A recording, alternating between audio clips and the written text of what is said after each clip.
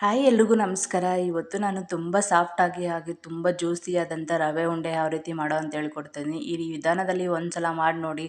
ರವೆ ಉಂಡೆ ಅಂತೂ ತುಂಬ ಸಾಫ್ಟಾಗಿರುತ್ತೆ, ಹಾಗೆ ಅದೇ ರೀತಿ ತುಂಬ ಜ್ಯೂಸಿಯಾಗೂ ಇರುತ್ತೆ. ಒಂದು ಮಿಕ್ಸಿಂಗ್ ಬೌಲ್ಗೆ ನಾನು 1 ಕಪ್ ಆಗಷ್ಟು ರವೆನ ತೊಗೊಂಡಿದ್ದೀನಿ. ನಾನು ಬಂದು ಉಪ್ಪಿಟ್ಟು ರವೆನೇ ತೊಗೊಂಡಿದ್ದೀನಿ. ಈಗ ಅದೇ ಕಪ್ಪಿನಲ್ಲಿ 1 ಕಪ್ ಆಗಷ್ಟು ಕಾಯಿಸಿ ತಣ್ಣಗಾಗಿರುವ ಹಾಲನ್ನು ಸೇರಿಸ್ಕೊತಾ ಇದ್ದೀನಿ.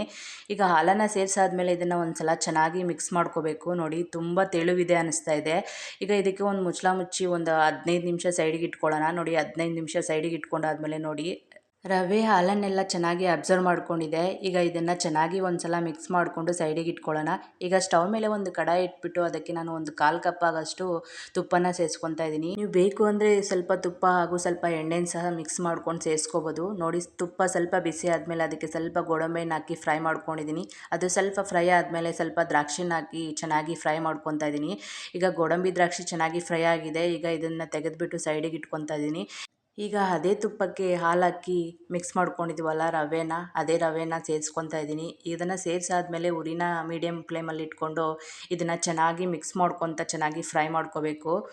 ರವೆ ಸ್ವಲ್ಪ ಉದುರು ಆಗಬೇಕು, ಅದುವರೆಗೂ ಇದನ್ನು ಕೈ ಬಿಡದೆ ನೀಟಾಗಿ ಮಿಕ್ಸ್ ಮಾಡ್ಕೊತಾ ಇರಬೇಕು. ನೋಡಿ ಇದು ಸ್ವಲ್ಪ ಫ್ರೈ ಆಗಿದೆ.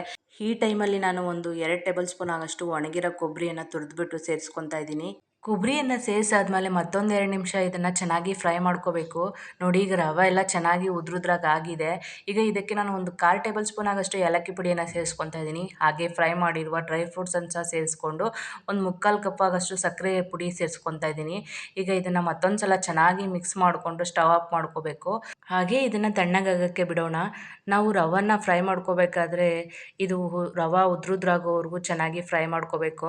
ಇಲ್ಲ ಅಂತಂದರೆ ಇದು ಲಡ್ಡು ತಿನ್ನಬೇಕಾದ್ರೆ ಬಾಯಿಗೆ ಅಂಟ್ಕೊಳ್ತಾ ಇರುತ್ತೆ. ಅದಕ್ಕೋಸ್ಕರ ಇದು ಉದುರಾಗೋವರೆಗೂ ಚೆನ್ನಾಗಿ ಫ್ರೈ ಮಾಡ್ಕೋಬೇಕು. ನೋಡಿ ಈಗ ತಣ್ಣಗಾಗಿದೆ. ತಣ್ಣಗಾದ್ಮೇಲೆ ಸ್ವಲ್ಪ ಮಿಶ್ರಣವನ್ನು ತೊಗೊಳ್ತಾ ಈ ರೀತಿ ಉಂಡೆ ಮಾಡ್ಕೊಳ್ಳೋದು ಅಷ್ಟೇ. ಈ ವಿಧಾನದಲ್ಲಿ ನೀವು ಒಂದು ಸಲ ಟ್ರೈ ಮಾಡಿ ನೋಡಿ ರವೆ ಉಂಡೆನ. ರವೆ ಉಂಡೆ ಅಂತೂ ಸಖತ್ ಟೇಸ್ಟಿಯಾಗಿರುತ್ತೆ, ಅಷ್ಟೇ ಸಾಫ್ಟಾಗಿರುತ್ತೆ, ಹಾಗೆ ಅಷ್ಟೇ ಜ್ಯೂಸಿಯಾಗಿರುತ್ತೆ. ನೋಡಿ ನಾನು ಎಲ್ಲ ರವೆ ಉಂಡೆಯನ್ನು ಈ ರೀತಿ ಮಾಡಿ ಇಟ್ಕೊಂಡಿದ್ದೀನಿ. ಈಗ ಸ್ವಲ್ಪ ಒಣ ಕೊಬ್ಬರಿ ಪುಡಿಯನ್ನು ತೊಗೊಂಡು ಅದನ್ನು ಒಂದೊಂದೇ ಲಡ್ಡುನ ಈ ರೀತಿ ಉರುಳಿಸ್ಕೊತಾ ಇದ್ದೀನಿ. ಇದು ಸ್ವಲ್ಪ ಕಲರ್ಫುಲ್ಲಾಗಿ ಚೆನ್ನಾಗಿ ಕಾಣುತ್ತೆ ಅಂತ ನಾನು ಈ ರೀತಿ ಮಾಡ್ಕೊತಾ ಇದ್ದೀನಿ ಅಷ್ಟೇ. ನೀವು ಬೇಕಂದರೆ ಈ ಥರ ಮಾಡ್ಕೊಳ್ಳಿ, ಇಲ್ಲಾಂದರೆ ಸ್ಕಿಪ್ ಮಾಡ್ಕೋಬೋದು. ನಿಮಗೆ ಈ ವಿಡಿಯೋ ಸ್ವಲ್ಪನಾದರೂ ಇಷ್ಟ ಆಗಿದರೆ ಪ್ಲೀಸ್ ಒಂದು ಲೈಕ್ ಮಾಡಿ. ಹಾಗೇ ನಿಮ್ಮ ಫ್ರೆಂಡ್ಸ್ ಆ್ಯಂಡ್ ಫ್ಯಾಮ್ಲಿಗೆ ಈ ವಿಡಿಯೋನ ಶೇರ್ ಮಾಡಿ. ನೀವು ಈ ರೆಸಿಪಿನ ಟ್ರೈ ಮಾಡಾದಮೇಲೆ ನನಗೆ ಕಮೆಂಟ್ ಮೂಲಕ ತಿಳಿಸಿ ಹೇಗಿತ್ತು ಅಂತ.